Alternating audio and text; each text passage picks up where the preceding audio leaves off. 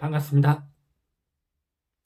오늘 영상은요, 메모리스트 5회에서 10회까지, 5회에서 10회까지 총 6회분 영상입니다.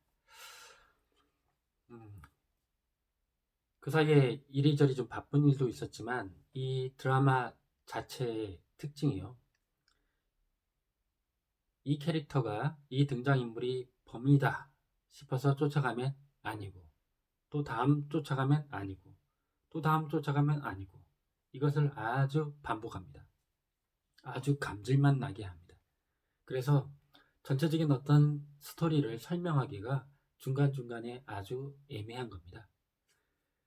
그래서 좀 미루다가 이번에 좀 횟수가 많은 상태에서 어, 줄거리 요약하는 영상을 만들게 되었습니다. 구독, 좋아요, 제겐 사랑입니다. 네, 총 6회 분량되는 것을 간단하게, 최대한 간단하게 한번 정리해 보려고 합니다. 여기 보면요, 등장인물들이 이렇게 나와 있습니다.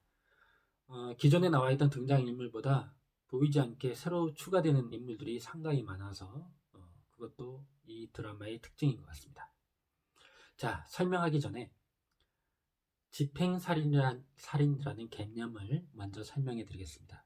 죄를 지었지만 여러 가지 이유로 형사처벌을 받지 못하는 사람들을, 그 범인들을, 범죄자들을 대신해서 응징하는 것, 대신해서 죽이는 것, 이것을 집행살인이라고 합니다. 그리고 그런 사람을 집행자라고 하죠. 이 메모리스트 이쪽에는 바로 집행살인, 집행자, 이런 내용을 담고 있습니다. 특히 이 드라마에 나오는 집행살인의 특징 중에 살아있는 상태에서 응징을 합니다. 죄를 3번 저질렀으면 3번을 찌르고 뭐 이런 식이고요. 또 하나 인상적인 장면이 살인을 한 다음에 그 살인 현장에 다음 살인을 예고하는 어떤 단서를 남겨놓습니다. 자, 그래서 여러 가지들이 일어나는 그 장면에서 다음 살인, 예고 살인이라고 할 수 있겠죠. 예고 살인의 단서, 그리고 범죄, 그 집행 살인, 이런 관계를 하나하나씩 연결해서 보면 과정이 쉽게 더 자세히 이해될 수 있겠습니다. 자, 이 밑에 이 등장인물, 적어놓은 등장인물이 상당히 좀 중요할 것 같아요. 작은 글씨지만 제가 한번 설명을 해드리면요. 전체적인 설명보다도 이렇게 이야기 순으로 한번 설명해 드리겠습니다. 결국 이 드라마는 마치 요즘 코로나19 찾아내는 거하고 비슷합니다. 확진자 찾아내는 것처럼. 그래서 한 명을 이렇게 검사를 한 다음에 그 사람의 동선을 살펴가지고 또 찾아내고 그러잖아요. 마찬가지입니다. 이쪽도 기억 스캔이라는 걸 이용해서 계속 찾아나가는 그런 비슷한 느낌을 갖습니다. 자, 전체적으로 한 6가지 정도의 그 관계로 나눠서 한번 설명해 보겠습니다. 자, 첫 번째는요. 여기 박기단에서 염화란까지 찾아내는 과정입니다. 자, 박기단 지난 4회에서 박기단은 그 사이비 교주죠.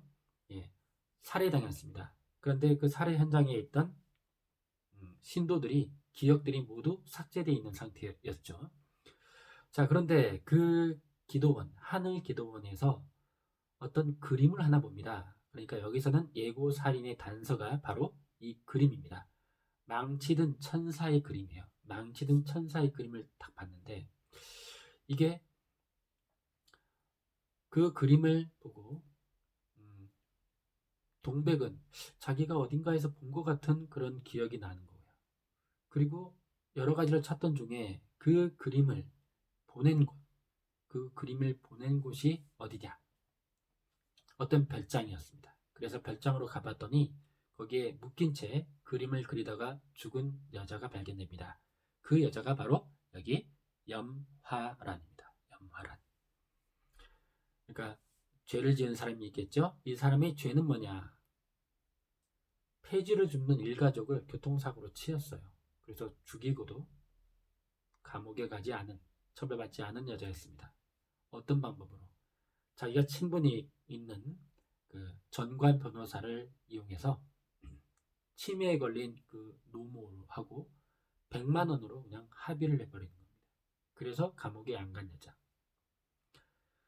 자, 두 번째로 이번에는 여기 염화란을 거쳐서 염화란에서 남영문 박사입니다. 남영문 박사를 거쳐서 여기 김소미까지 찾아내는 과정입니다. 자, 염화란의 그 범죄 현장에 이제 또 단서가 뭐가 있느냐? 신문지에 피로 쓴 숫자가 있는 겁니다. 1669-19. 자, 저게 뭘까 해서 찾아냅니다. 신문이었어요. 신문의 발행 부수 16669호에 19페이지. 그 페이지에 보니까 어떤 기사가 있는데 그 기사를 쓴 사람 남영문 박사였습니다. 자, 그래서 그 남영문 박사를 찾아가서 기억을 스캔했는데 거기서 어떤 장면이 나타나냐? 아버지가 살해되는 것을 보고 수천사의 기도만 이렇게 외웠던 김소미라는 여자아이, 그리고 그 여자아이가 미국에 이방이 됐다, 이런 장면까지 찾아냅니다. 동백은 특이하게 좀 어떤 때 사라진 상태에서 찾아보니까 어떤 계단에서 정신 나간 것처럼 하면서 계단의 벽에다가 그림을 그린 겁니다. 어떤 그림, 저 그림이 뭘까 했는데 열쇠 구멍 같은 모양의 그림이었어요. 동백은 동백대로 한선미를 스캔했을 때 남은 어떤 흔적, 그 흔적을, 잔상을 갖고 있는 걸로 보입니다. 자, 그런데 이번에는 한선미가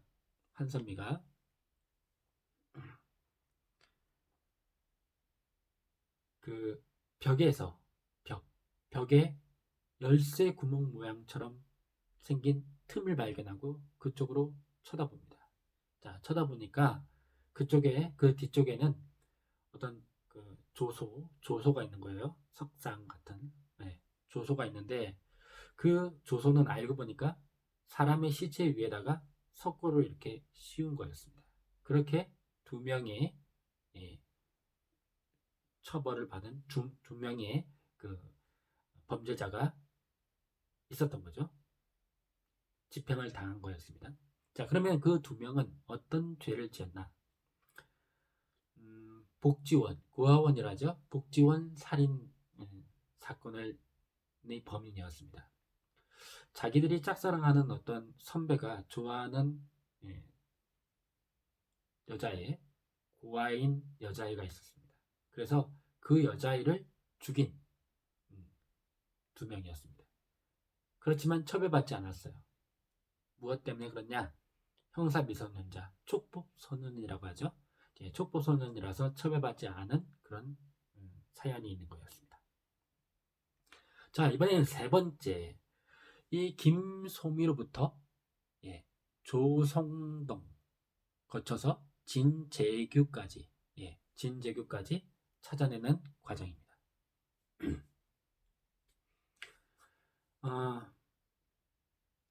알고 보니까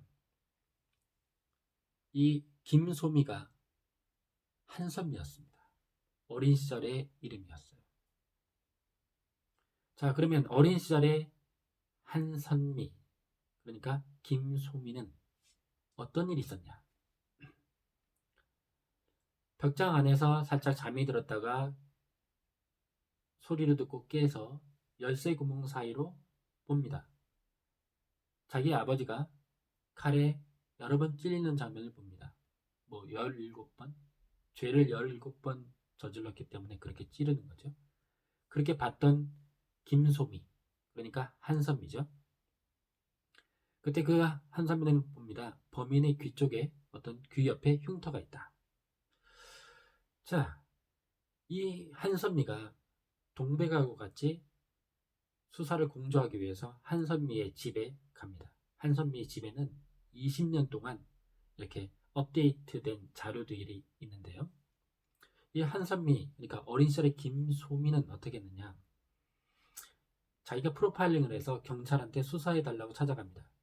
그런데 경찰은 그냥 냄비 받침으로 그 자료를 써버려서 화가 난 김소미가 바로 조성동 기자, 조성동 기자에게 찾아갑니다. 도와달라 이렇게 부탁을 하죠. 그런데 이 조성동 기자를 하는 행동을 보면서 수상한 점을 찾게 됩니다. 경찰보다 먼저 현장에 도착하는 겁니다. 그래 의심스러워서 또 경찰한테 말을 했더니 경찰이 하는 말이 조사해 봤는데 저 조성동 기자 알리바이 확실히 확인이 됐다. 이렇게 말하는 겁니다. 자, 그런데 현재는 또 어떻게 됐냐? 현재 폴리스 라인을 치기 전에 TBC 방송국의 그 중계차가 도착하는 겁니다. 그래서 한선미하고 동백이 찾아가죠. 이거 내부 제보 아니냐? 사장이 제보한 거 아니냐? 이렇게 가서 기자들한테 따지죠. 자, 그런데 그 TBC 방송국의 사장이 누구냐? 바로 예전에 조성동 기자였습니다. 사장이 된 거죠. 그래서 이제 가서 다그치면서 묻습니다. 범인과 내통했나? 라고 물으니까 오히려 대답이 뭐냐면 경찰도 알고 있는 사실이다. 이렇게 말합니다. 그리고 예전에 그 자료들을 특수본 자료들을 찾아보니까 그 기록만 분실, 없어져 있는 겁니다. 그리고 그 당시에 그 수사 담당자가 바로 이신웅 차장이었습니다. 자, 그래서 동백이 선미를 스캔을 합니다. 자, 스캔을 하면서 뭘 찾아내느냐? 그 귀밑에 흉터라는 게 있다고 그랬는데 자세히 보니까 그게 실리콘 가면의 끄트머리 자리. 그러니까 이 집행자라고 하죠. 이 집행자는 집행을 할 때마다 서로 다른 가면을 쓰면서 집행을 했던 겁니다. 자, 그러면서 찾아내죠. 조성동하고 한선미, 그러니까 김소미가 만나던 그 자리에 한 명 더 있었다. 카메라맨이 한 명 더 있었다. 이걸 찾아냅니다. 바로 그 카메라맨이 여기 진재규입니다. 진재규. 자, 이번엔 네 번째입니다. 자, 진재규에서 심상화를 거쳐 유니테까지 찾아내는 과정입니다. 진재규 집을, 그러니까 카메라맨인 진재규 집을 찾아가죠. 그런데 초인종을 누르려고 할 때 그때 진재규가 나타납니다. 자, 기억 스캔을 하자 거부합니다. 압수수색 영장을 갖고 왔거든요. 그래서 압수수색을 합니다. 자, 거기서 숨겨진 재단을 하나 발견합니다. 그럴 때 이 진재규는 약간 반쯤 무당 같은 그런 느낌이에요. 3명이 앞으로 살해될 거다라고 이렇게 예언을 합니다. 자, 그러던 중에 첫 번째로 한 명이 살해됩니다. 오현탁이라고 1회 정도쯤에 나왔던 그 해머 엔터테인먼트 그 대표, 그 사람이 죽은 채 발견됩니다. 그리고 그 사고 장소에는 그 때려 죽이는 그 장면을 녹화한 캠코더가 그대로 남겨져 있습니다. 자, 그래서 진재규를 주목해서 추적을 하는데 진재규가 어떤 아이를 쳐다보는 걸 보고 그 아이한테 가서 아이를 스캔합니다. 자, 아이를 스캔했더니 그 아이를 스캔한 게 현수입니다. 아이를 스캔했더니 그 엄마 여기 심상아가 나와서 찾아가서 찾게 되죠. 자, 그런데 이 전체적으로 이렇게 알고 보니까 어떤 구조였냐? 이 카메라맨 진재규 부인이 있고요. 그 딸이 바로 심상아였습니다. 심상아는 진재규의 운실 관리인으로 맨 처음에 알고 있었는데 딸이었던 겁니다. 자, 그리고 이 심상아는 남편 윤이태가 있고요. 그 아들로 윤현수가 있습니다. 자, 이런 관계가 있는데 이 진재규가 손자지겠죠? 윤현수에게 폰을 사줬고 휴대폰을 사줬고 그 폰으로 조성동에게 연락을 했던 거였습니다. 그리고 조성동과 진재규는 어떤 관계가 있냐? 진재규가 그 건물을 조성동의 아들의 명의로 샀는데 그렇게 명의로 샀고 양수기도 렌탈했는데 양수기에 관련해서 찾다 보니까 비밀 통로 그리고 비밀 공간을 찾게 됩니다. 자, 그러던 와중에 또 한 명, 두 번째로 살해됩니다. 누구냐? 조성동. 예. 펜으로 이렇게 찔러서 살해가 되는데, 근데 그 장면에 그 자리에 여기 구경탄하고 찾아갑니다. 구경탄하고 오세훈이 찾아가죠. 찾아가서 총을 겨눴는데 그만 그놈이라고 할까요? 지우개. 그놈의 몸에 손을 대는 순간 기억이 싹 사라지면서 움직이지조차 못하게 되는 그런 상황이 생겨버렸어요. 그러면서 그런 장면이 있었습니다. 자, 그러면 이 상황에서 여기 딸 심상아하고는 어떤 사연이 있냐? 진재규가 29년 전에 자기 부인이 있는데, 자, 부인이 해준 밥을 먹고 걔가 강아지가 죽어버린 거예요. 어떤 사연이었냐? 이 부인이 외도를 하고 그 외도하는 남자와 함께 진재규하고 딸을 죽이려고 했던 겁니다. 그래서 진재규는 재단에 죽은 개를 올려놓고 구술하죠. 그러면서 뭐라고 하느냐? 앞으로는 이제 세상의 죄악들을 없애는 그런 살인자가 되겠다, 집행자가 되겠다라고 이렇게 결심을 합니다. 그리고 자기 부인하고 그쪽도 죽여버리죠. 그런 사연이 있었습니다. 자, 그러면 이 윤희태 사위죠. 사위. 윤희태하고는 어떤 사연이 있느냐? 2002년도 연변에서 저 윤희태는 자기 형의 복수를 하기 위해서 어떤 조직에 들어갑니다. 그런데 그곳에 감금되어 있던 사람이 있는데 그 사람이 바로 여기 진재규였어요. 윤희태가 독이 든 밥이라고 먹지 말라고 합니다. 그래서 진재규가 가까스로 살아납니다. 자, 그리고 윤희태는 형의 복수를 하게 하는 과정에서 위기에 처하게 되는데 그때 진재규가 또 나타나서 도와줍니다. 서로 목숨을 살려준 그런 사이였습니다. 자, 이번에는 다섯 번째. 이 진재규는 집행자였지만 지우개 그놈은 아니었습니다. 자, 어떻게 된 거냐? 진재규가 인정합니다. 내가 집행자였어요 라고 인정을 합니다.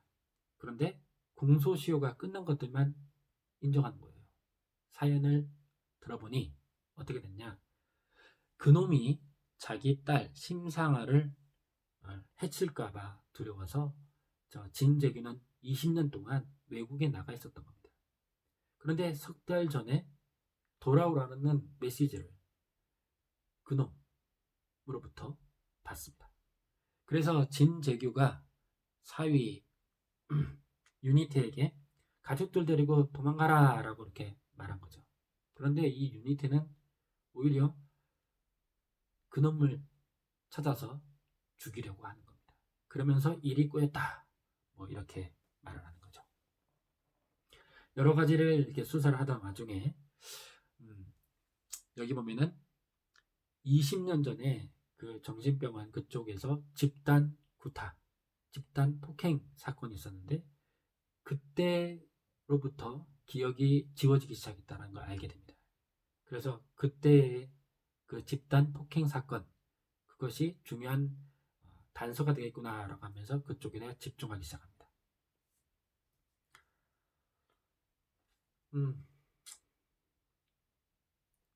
이번에는 6번째 사건이 되겠죠? 6번째. 네, 6번째는 동백이 덫을 놨지만 이것을 이미 알고 있던 지우개, 그놈은 한선미를 노립니다. 자, 좀 더 자세히 한번 설명을 드리겠습니다. 자, 세 번째 살인 메시지가 떴고, 동백은 이제는 수비가 아닌 공격을 하겠다, 이렇게 하는 거죠. 여기 오세훈을 이용해서 덫을 놓겠다, 이렇게 합니다. 우선 이신웅 차장으로부터 동백이 수사를 돕는 것, 지원하는 것을 허락을 받습니다. 그리고 광수대 안에 있는 사람들 알리바이들을 다 확인해보고 혹시 적이 숨어있지 않느냐 확인을 하고요. 그 와중에 동백은 광수대 사람들한테 화를 돋고 가지고 일부러 싸움을 해서 일일이 스캔을 한번 해봅니다. 그래서 혹시 숨어있는 적이 있는지 만반의 준비를 하고, 또 실시간 카메라 이런 것들도 다 갖게 하고 다 준비를 하고 나서 이제 시행을 하죠. 자, 어떻게 하느냐? 여기 진재규가 법원 쪽으로 이송을 하게 됩니다. 이송되게 되는데 거기에 특공대들이 일단 이렇게 지키고 있다가 뭐 어디에 급파됐다고 다 떠나버려요. 아무튼 나머지 형사들이 진재규를 법정으로 들어갑니다. 자, 근데 법정에서 진재규가 나는 안 미쳤어 라고 하면서 자기 변호사의 귀를 물어뜯고 자기 스스로 찔러서 자해를 합니다. 그래서 진재규만 VIP 병실에 이렇게 놓고 통제를 하면서 보호를 하죠. 자, 그런데 그 병실의 위치가 해킹을 통해 가지고 발각이 됩니다. 누출이 되는 거죠. 그래서 한선미가 구경탄에게 병실을 바꿔라 라고 급하게 말합니다. 자, 그런데 알고 보니까 거기에 누워있는 사람이 진재규가 아니라 바로 동백이었습니다. 동백. 뭔가 덫을 놓은 거죠. 그런데 뜻밖에도 그곳에 온 사람은 그놈 지우개가 아니라 바로 심상아였습니다. 심상아. 동백이 그걸 보고 그러죠. 그놈이 나를 이미 스캔을 했구나 라는 거예요. 나를 스캔을 했구나. 그렇다면 한선미, 한총격이 위험해 하면서 그쪽으로 막 쫓아갑니다. 자, 그러면 한선미 총경은 어디에 있었냐? 다른 곳에 바로 진재규하고 같이 있었습니다. 그리고 진재규 뒤에는 총을 겨누고 있는 특공대원이 있었어요. 자, 그런데 진재규가 느끼는 거죠. 그 특공대원이 그놈이라는 걸. 그래서 몸싸움을 하면서 한선미한테 그럽니다. 쏘라고, 쏴서 죽이라고 합니다. 한선미가 관등선명을 대 하는데 되지 않고 이렇게 한선미한테 총을 쏘려고 하죠. 자, 그럴 때 진재규가 다시 몸싸움을 막 합니다. 자, 그렇게 하다가 그놈 지우개가 도망을 가기 시작합니다. 자, 도망을 가고 있는 그놈을 동백이 발견하고 옥상에서 총을 쏩니다. 그놈이 맞습니다. 옥상에서 줄을 내려가지고 밑으로 도망가는 그놈 지우개를 향해서 동백이 또 총을 쏴서 맞춥니다. 네, 이러면서 실패가 끝납니다. 네, 아주 긴 영상이 되어버렸네요. 아주 복잡합니다. 그리고 상당히 꼬리에 꼬리를 물면서 연결이 되기 때문에 또 다음에 어떤 이야기로 또 변화가 생길지 상당히 궁금하네요. 네, 긴 시간 들어주셔서 대단히 감사합니다. 구독, 좋아요, 제게 큰 힘이 됩니다. 감사합니다.